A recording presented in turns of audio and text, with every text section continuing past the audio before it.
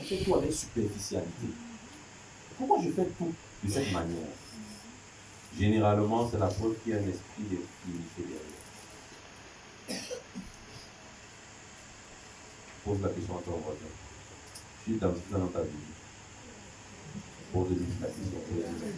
Est-ce que tu identifies ça dans ta vie? Luc 6, 18.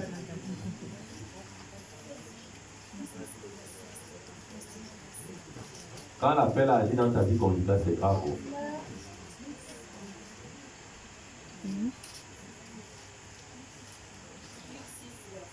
Luc 6, verset 18. Ceux qui étaient tourmentés par des esprits impurs étaient guéris. Ceux qui étaient tourmentés par des esprits impurs étaient guéris. Ceux qui étaient tourmentés par des esprits impurs étaient guéris. Ça, c'est Jésus qui les guérissait. Donc, juste pour te dire, il n'y a pas un esprit impur qui soit plus fort que Jésus. Il n'y a pas un esprit impur qui soit plus coriace que Jésus. Tout esprit impur est vaincu au nom de Jésus. Amen. Est-ce que je parle? Amen. Et mercredi prochain, nous continuerons cette série d'enseignements. Parce que nous voulons te faire voir des choses. Il faut que tu comprennes certaines choses. Nous parlerons d'un autre type d'esprit. Et nous parlerons également de pourquoi certains esprits sortent de manière silencieuse, et pourquoi d'autres agitent les hommes au point de vouloir les tuer. La Bible nous parle d'un là. La Bible dit ça le jetait dans le feu, dans de l'eau. Ah! On vous parlera de ça. Lorsque l'esprit impur entre dans ta vie, il y a ceux qui sont doux dans leur travail, dans leurs actions. Ils respectent la parole de Dieu là-bas. La Bible dit que tout ce soit connu de Dieu. Donc les gars sont doux dans leur façon d'agir. Ils agissent et tu ne peux même pas savoir qu'ils sont là. Tu constates seulement les dégâts.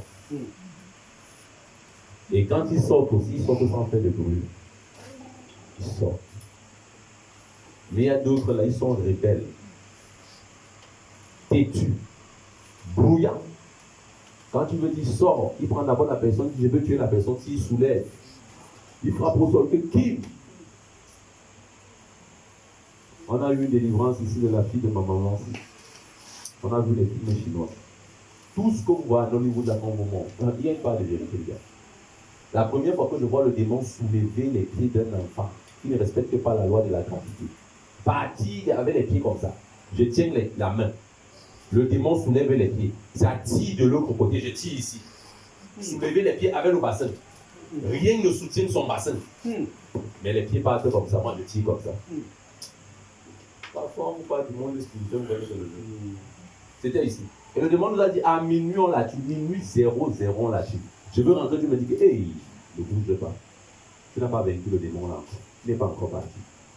À minuit moins quelques minutes, minuit 23h58, quand j'entre ici, le démon saute, fait sauter l'enfant pour frapper le cou sur la chaise. Je l'ai récupéré en l'air.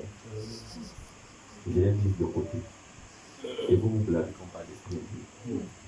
Ne te convainc pas que tu es Dieu. Ne te convainc pas qu'il n'y a pas d'esprit. Parce que tu ne sais ni le jour, ni l'heure. Une vie sans esprit est une vie paisible. Mais à chaque fois que tu commences à voir que dans ta vie il y a des troubles, arrête-toi d'abord. Pose-toi la question. Qu'est-ce qui ne va pas? Et dis, Seigneur, ouvre mes yeux, je veux voir. Si c'est lié à tes erreurs personnelles, il n'y a pas de problème, corrige. Mais si tu vois un esprit derrière, ne joue pas. Est-ce que je parle? Mets-toi sur le pied de prière.